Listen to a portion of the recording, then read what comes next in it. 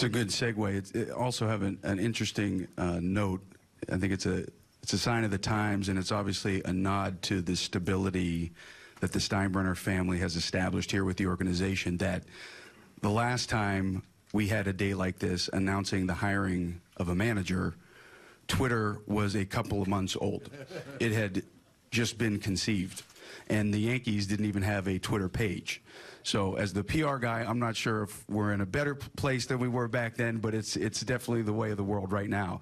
We're going to take a couple of questions that we selected from fans, and this is actually a really good segue from what you just said, Aaron. This is from @LordChosen. Sounds like the Players Weekend. Somebody had that on the back of their jerseys this year. Aaron, the question is to Aaron, obviously. How did your family and friends react to the news that you would be named the new manager of the New York Yankees? Yeah, I mean, it's the New York Yankees. So, obviously, I mean, that goes across the world with, how big of a deal that is. So I think my family and friends, I don't know if everyone's come to terms with it. I mean, they keep texting me over and over again, people that I'm close with, people in my family, like, is this really happening? Those kind of things, because they understand just how significant of a position this is, just how big of a deal this is, and just, I think in their mind, excited for me, understanding the possibilities that come with being a part of this amazing organization. Andrew, did you have a question? Second row to the right. If you could pass it along, Kenny. Andrew Marchand, ESPN. Aaron, how will you define success for yourself as the manager over the 3 years plus an option of this contract? Well, obviously I'm going to be judged on wins and losses in the end. And with the New York Yankees, we're chasing championships. I think I'll be, as a manager, someone that, isn't chasing after, wins every day. I want to get locked into the process. And by doing that, I think we have a chance to get the best out of our players. So I want to see guys, and there's so many guys, as you know, on this team that are in the prime of their career, not yet in the prime of their career, and I want to impact them to be able to become better players. And I think you do that by getting lost in the process, and along the way, I believe with the talent that we have, with what we have in the farm system, with the resources we have here, success in a wins and losses and hopefully a championship will follow when you're getting the most out of your guys. Harp, staying in the same area. Aaron, John Harper with the Daily News. As a son of a former manager and then a player and a broadcaster, are you a guy that kind of managed along with managers thinking about decisions and the in-game decision-making? How much of a challenge is that for somebody that doesn't have experience in it? Yeah. So since I was 3 years old, my mom will tell you, growing up, going to Veterans Stadium every game, I was the kid at 3 years old while the other kids were off playing in the room and playing different games during the game. I was the kid sitting in the walkway behind home plate in our seats, like locked in on the game.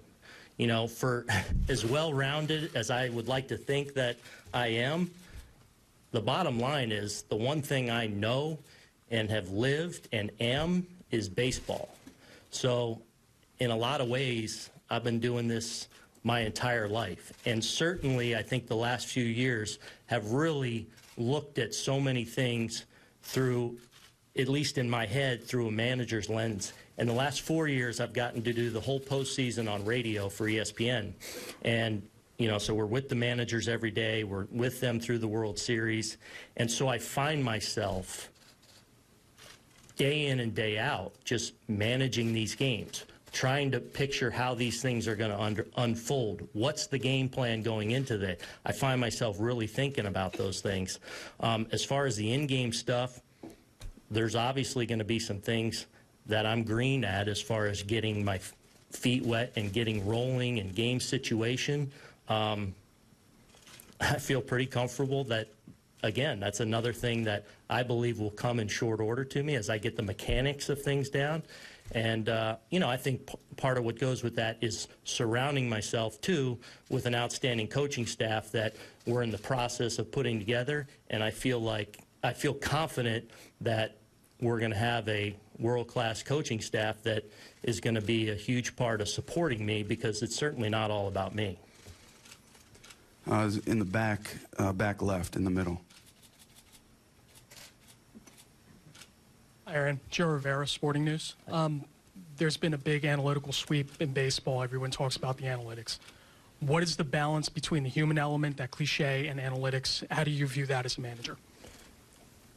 A balance is a great way of putting it, because there's certainly a balance. I've been a guy that's really tended to buy in to all the analytics that are going on. This is an organization that leans on and relies on analytics.